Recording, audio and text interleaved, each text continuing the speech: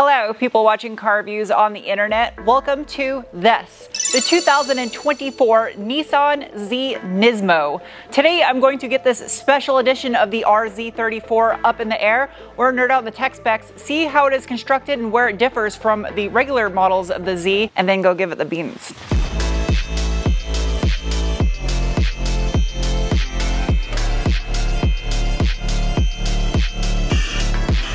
This car is absolutely gorgeous. Absolutely gorgeous.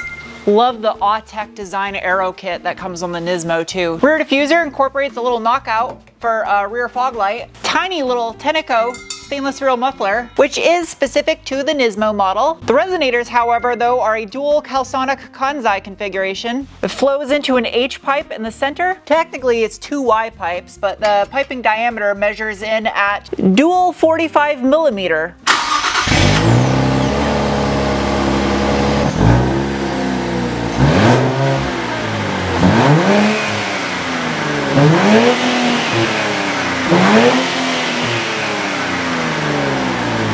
Immediately, it's noticeable the difference in the chassis bracing on the NISMO edition of the Z. Where the NISMO differs is these side braces are square boxed, whereas the non-NISMO is tubular. That connects over here to the W brace, which all of the Zs have. Just behind the rear subframe, you can see where all the braces come together in one focal point. At the rear of the subframe, the NISMO edition gets this additional boxed brace up here, whereas the tubular portion is the same on all Zs. The dampers are done by Takiko. Monotube, just like the non-NISMO edition, however, the spring rate is enhanced for the NISMO. Rear anti-sway bar appears to be hollow and it measures in at 28 millimeter in diameter. The NISMO comes standard with a mechanical limited slip differential and a 3.133 final drive ratio. Steel pumpkin with a finned aluminum cover. The RZ34 NISMO utilizes a partial steel and aluminum construction multi-link rear suspension. The new Z, codenamed RZ34, is built on a modified version of the former Z34 370Z platform, and this NISMO edition weighs in at an astonishing 3,704 pounds, being the heaviest of the model lineup. And now for the controversial bit, the transmission. There's only one option available with the NISMO edition, and that is the JR913E 9-speed automatic. It is a torque converter based system that has a maximum torque input rating of 700 Newton meters or 516 pound-feet. For the NISMO, it does have upgraded clutch packs as well as a different TCU tune on here, and I'm sure some other various minor changes that were made as well. Now, it is possible that they did not offer the FS6R31A 6-speed manual because it lacks a high enough torque input rating, but I think the real reason is the same reason why they didn't offer a manual in the Nissan GT-R. Automatic and NISMO Zs come with a steel drive shaft, whereas the manuals have carbon fiber. Finned plastic transmission pan. What? Mitsubishi. It's mounted to the steering rack, so it looks like Mitsubishi does the electric power steering for this. Up front, much like the past two generations of Z, you have an all-aluminum double wishbone suspension configuration, paired with a coilover Takiko monotube damper, again with the NISMO treatment to the spring rates. You can see it has an aluminum front subframe, single ball joint on that wishbone. Front anti-sway bar measures in approximately huge, 29 millimeter in diameter. Is that the cross member? Yeah, it is. A little bit of composite stuff. Pretty durable plastic right there. All of this underbody paneling is unique just to the NISMO for better aero. And again, that gorgeous Autech bumper. Time for the braking test. You can hear how sticky these tires are. So much gravel stuck to it. Now behind me, ready? Oh! Holy shit! Oh my god! That has to be one of the shortest stopping distances I've done in a while. Bravo to the tires and the brakes. That was incredible. That braking was just made possible thanks to a set of 4-piston monoblock Akebono calipers with a massive 15-inch or 381 millimeter front rotor unique to the NISMO edition. Also unique to the NISMO are these 19 by 10 forged monoblock Rays engineering wheels. Some slight concavity to them. They're finished in gloss black, obviously, because you're watching a video. Wrapped in a 255 40 19-inch Dunlop Sport Max tire. Active aero for the array of heat exchangers behind the front bumper cover. This thing must have an interesting shaped tow hook to reach that back there. Out back you get a 2-piston Akebono caliper with a 350.5mm or 13.8-inch rear rotor, also fairly large. And the wheels, they are a 19 by 10.5 wrapped in a 285/35 Dunlop. A 10mm wider rear tire than the non-NISMO, and again, a 1/2 inch wider wheel than the non-NISMO. In the name of science, I will now give it the beans. Bolstering assessment. Excellent. Perfect bolstering. These seats are nice. They're made by Recaro. They have the NISMO logo embroidered in them. They are super thin backed. These NISMO floor mats are sweet. And as far as drive modes go, I have this little miniature flipper in the center console, which allows me to go from standard to sport and to sport plus. And they can also move the shifticle, slide this down into drive, or I can do it again and it puts into manual mode. It's got some flappy paddles. Plastic? That's metal? That's a really nice plastic. On the back of the steering wheel. Now Sport Plus does allow for quite a bit of rear end play.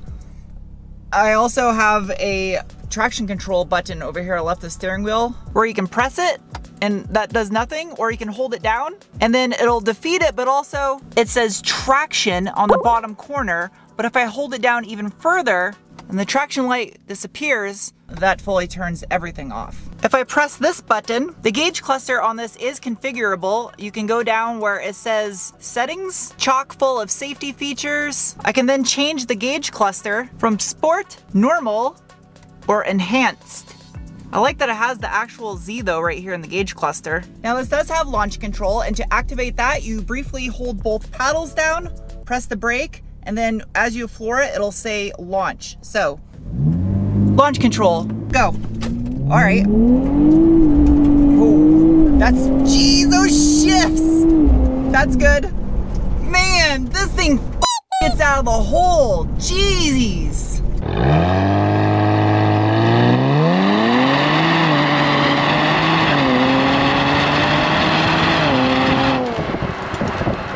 I feel like that's faster than the Supra. God, it sounds so good. What a pleasant door chime. No hood strut. At least the hood is lightweight, but still no hood struts. Nicely painted the engine bay. Good job, Nissan. Underneath the hood of the 2024 NISMO Z is the VR30 DD-TT, which is in no reference to a bra size and a terrible joke on my behalf. I'm sorry. Anyway, it is a 3-liter 4-cam direct injected turbocharged V6 that produces 420 horsepower at 6,400 RPM and 384 pound-feet of torque from 2,000 to 5,200 RPM. Now that torque comes in the power band 400 RPM later than the non-NISMO Z, and you lose it 400 RPM sooner than the non-NISMO Z. It is an increase of 20 horsepower and 34 pound-feet of torque thanks to some ECU tuning by way of revisions to the timing table, as well as likely the boost levels via the electronic wastegate actuator, and also this has improved oil cooling over the non-NISMO Z. Digging a little bit deeper on this twin turbo VR30, it has a perfectly squared 86 by 86 millimeter bore and stroke with a 10.3 to 1 compression ratio. This does have continuous variable valve timing on intake and exhaust cams. They're electronically controlled on the intake and hydraulically controlled on the exhaust. Now the turbochargers are mounted directly to the side of the cylinder head. The exhaust manifolds are cast into the head on it, and this is direct inject only, no port injection. Face. What matters though is how this thing drives.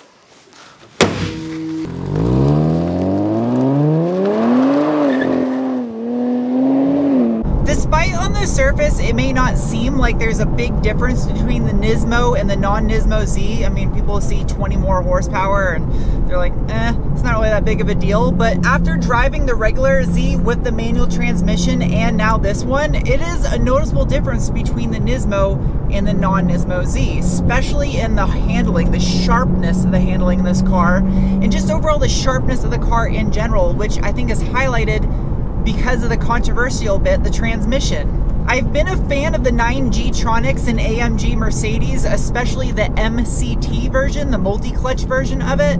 This one has the torque converter. However, this transmission is phenomenal in this car. I was a massive fan and still am of the Mark V Supra, and when I compared the two cars against each other, I would have said that I would choose the manual transmission Z over the manual Supra, but the automatic Supra over the automatic Z. Now I will flat out say I would choose this over the Supra, period. And I loved that car. What I respect about Nissan is the fact that this is all Nissan, other than the fact that the transmission is kind of Mercedes, but don't worry about that. I like the fact that it's based off of the 370Z. That's more time for them to have worked out bugs and improve this chassis. And with this power level on this chassis, it makes it a little wild feeling, a little sketch in a good way. It just keeps you on your feet a little bit more than I felt when I was in the Supra. The shifts in this thing are just so laser crisp, and the little shove that it gives you, almost like a little bit of an over boost every time you grab a gear. As far as handling goes, dialed in is the correct term to use here. Man, this thing is so good. I can only imagine how it would be if you unleashed it on a track. The thing that did disappoint me about this car is on paper, when I saw the weight, 3,700 pounds, I was like, that, no, for a NISMO, and that's something that's supposed to be track focused. But if we learn anything from the R35 GTR, it being a heavyweight did not affect its lap times on the Nordschleife. I mean, when that car first came out in 2009, and the times it was laying down, I think that's kind of a same case with this scenario. I like the fact that they went with a fixed rate damper in here and it's not adaptive variable suspension. I like the suspension as is. It is a little bit harsh, but it's not uncomfortably harsh. It's as you would want in a sports car like this harsh. Popping this thing down into standard in the D mode. If there's one fault I can find with this 9-speed auto, that's when you're just doing normal cruising at low RPM and you just try to accelerate a tiny bit. There's a little bit of a dead spot or laziness to the throttle response. It kind of like, you got to keep pushing the throttle and then it might just downshift, or you'll start getting a little bit of acceleration. Again, it's not a deal breaker. It's very subtle and it's at low RPM cruise. Hatch bubble. Oh, it's painted because the roof's black. The inside of the hatch jam and the underside of the hatch is black. A little first aid kit. And even the cargo net comes in a Z bag. It's smart that they put the strut tower brace, well, it's not really a strut tower anymore, but it's up here rather than across the center like it was on the 350. NISMO's got this little 3-piece rear wing and a basketball size gas door. Crazy. Well, that's interesting. I bet you that might actually be for a harness bar, because I doubt it's for a cargo shade. The black aluminum door sill and the Z logo illuminates white around the outside. These NISMO floor mats are sweet. Alcantara suede on the door cards. I think this vent was literally the same on the 370 and maybe the 350. Oh, this doesn't have a Z logo on it anymore. Wouldn't be a Z without a Bose stereo. They've had these forever. Love that this still has a traditional e-brake, not a stupid electronic one. While I wasn't a fan of the Bose sound system in the 350Z, I do think it sounds pretty good in this new Z. They give you plenty of gauges to monitor stuff, and the gauge cluster got engine oil temp, water temp, diff oil, and transmission oil temp, as well as the classic triple cluster on top of the dash where you have your boost pressure, your turbine speed, as well as your battery voltage. When the new NISMO was first announced, a lot of people had sticker shock at the price of $65,000 and was like, there's far better vehicles out there for the money in the performance department. And that has kind of always been true with the Z. It has never been an affordable bargain car as far as a sports car goes. And also, I still have the window sticker from my original 2003 Touring 6-speed, which was loaded, navigation, all the options on it, and that was $39,000 in 2003. Inflation adjusted, that comes out to $65,000. So we just don't get paid shit anymore. That's what the real issue is. Wages have not kept up. So now when we see $65,000, it's even more shocking because we're all broke. But yes, there are a lot of other sports cars you can get for $65,000. Not gonna argue that. But this is a car that I would choose for an irrational reason.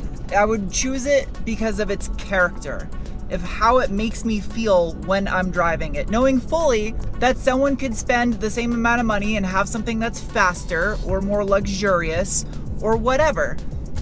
I would still choose this because it's a NISMO Z. As far as fuel economy goes, I'm not displeased with it, especially for how fast the car is. And if you're upset that this does not have an optional manual transmission for the NISMO, which is sad, I agree, but the regular non-NISMO Z with a manual is a phenomenal car. And also, if I had a manual, I'd be more apt to want to modify it. This being the NISMO, it's special as is. I would just keep it straight out of the box, and I think this is fitting for what type of car it is. It's the same as when the R35 GTR first came out and people were upset that it didn't have a manual transmission. This will provide you the fastest lap times possible with this gearbox, and that makes sense for a NISMO.